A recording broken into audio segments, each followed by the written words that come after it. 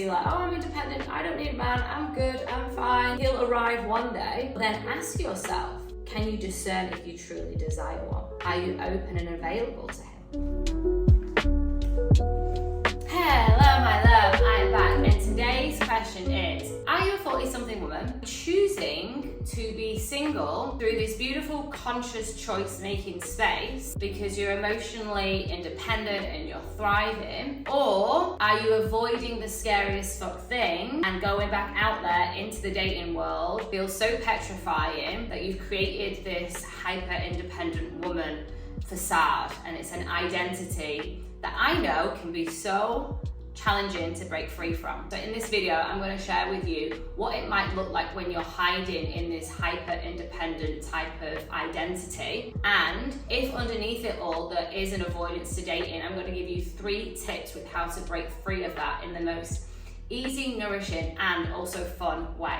And firstly, I just want to share with you, I totally get this hyper-independent queen type energy that sometimes is absolutely beautiful, and sometimes it can be a reason and a way for us to push men away.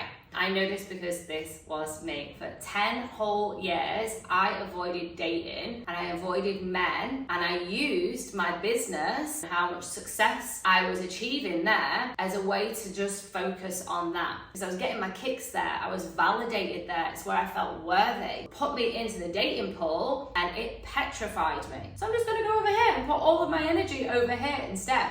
It is so easy when a woman has been hurt from a painful breakup, which was me. It makes it really, really easy to avoid and find ways to distract. Now, there's healthy places to distract and there's unhealthy places to distract. My business was absolutely a healthy place until I was giving all of my time, all of my attention, 7 days a week to my business, and it was leading to burnout. Then it became really unhealthy. Prior to that, it was food. That was really unhealthy. So just notice where you're giving a lot of time and energy and focus to. I don't often like using the word balance, but do you have boundaries with these areas of your life that you're getting so much fulfillment out of? After years and years and years of the patriarchy and women being tied to this belief system that your worth is defined by your relationship status, or if you are a desirable, attractive,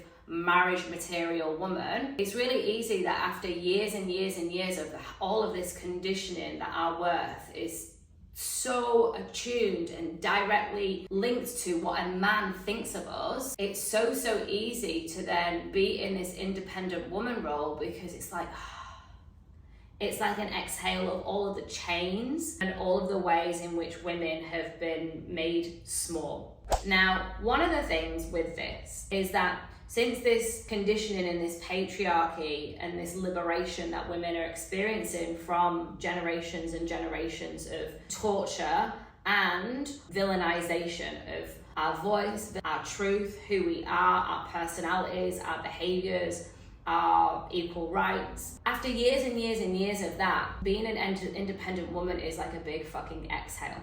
And being able to use our voices and being able to speak our needs, ask for what we want, be paid just as much as men, be able to open up our own bank accounts without a man. It's really easy to also get lost in this and completely avoid, create a somewhat belief that men aren't to be trusted, we don't need men, and then that creates this real funky dynamic in relationships. The independent woman is a beautiful, beautiful, liberating identity and way of being to unfold into. If you have a desire for a relationship, and this is the piece where I got to, if you have a desire for a relationship and you're not honoring that, you're self-abandoning. Now, one of the things that I created as a belief system is like, when I'm successful in my business, then I will create the time and the space and the confidence to go out dating again. When I actually looked at this, what I found was that I didn't trust a man to be able to hold me financially, because when I was younger, my mum and dad broke up through bankruptcy, essentially. My dad had some businesses, they didn't do very well, we went bankrupt. My mum then worked 12, 15 hours a day, and there was a lot of arguments over money and security. Growing up, I then created a belief, well, I'll figure it out, I'll do it all myself. when we're actually operating from this like hyper independent woman, it's really, really important to look at where is that energy and that motivation and that drive coming from. Because if it's coming from survival, which it was for me, then essentially you're putting up walls towards the masculine when actually fundamentally men want to provide. At the innate level, that's what men want to do. So just get really, really curious about why you're avoiding the thing that you desire the most. Because self-abandonment doesn't feel good to ourselves. We can do a lot of soul-destroying behaviors in our life when we make one fundamental self-abandonment. So for example, it was really easy for me to then self-abandon in overworking. I wasn't truly saying yes to the thing that I desired, and that was dating. So really looking at your family dynamics. Do you have any dad issues? Do you have any mum issues as well? How you saw mum react to men or behave with men or relate with men. And fundamentally knowing what your attachment style will be really, really supportive for you here to see if you do have an avoidant attachment style. One of the most healthy things that you can do is to actually start being in relation with men and practicing the muscle, which I'm going to get into a little bit. Just a piece on the independent woman. The independent woman doesn't actually need a man, but she can discern if she truly desires one. So this is where you can always start to see like, oh, I'm independent, I don't need a man, I'm good, I'm fine, he'll arrive one day. But then ask yourself, can you discern if you truly desire one? And if you truly desire one, are you open and available to him? So if you walk out into the street or into a bar and there's a cute guy there, would he feel safe enough to approach you? Do you have the energetic of an animal body that says, I trust men, I'm available, I want to get to know men? It's an invitation. So really just knowing the subtleties, the intricacies, I prefer that word, of how your body language is operating around men.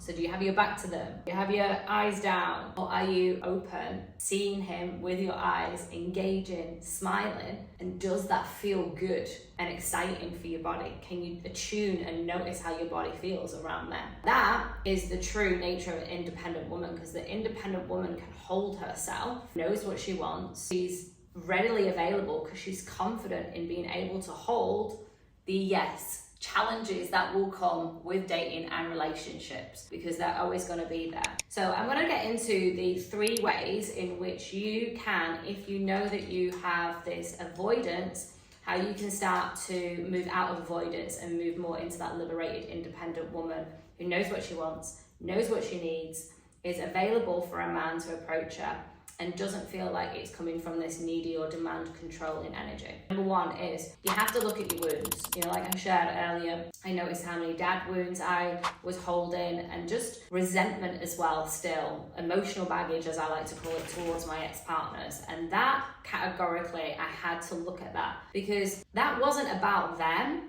but it was about me holding the stories and the belief systems and the emotional pain towards them, but then it would be still held towards every single other man that I would ever meet. Until I met myself energetically with my body in healing the anger, the rage, the sadness, the discontent towards men, and I would project that in every single relationship, and I would take it into every single man that I saw. Every single man that I saw was like, couldn't be trusted. So fundamentally, step number 1 is healing the wounds. That might look like going back into your relationships, working with a coach or facilitator like myself to support you and guide you. And might even often mean like just having a conversation with your ex to be like, I apologize, you know, for your side of the street.